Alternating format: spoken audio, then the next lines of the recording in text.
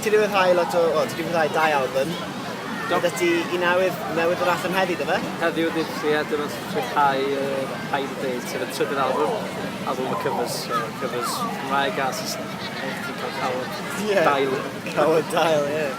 Oh, cool. So, pa fath o ganeuon sydd yn hwn? Ganeuon Saesneg, Cymraeg, beth yno? Album dwyieithog dwi wedi weld. Yna 2 gan Saesneg. Can o'r Traffic Light Lady gan John Martin, 70au. Can o'r Rock Nia Benair yn 70au.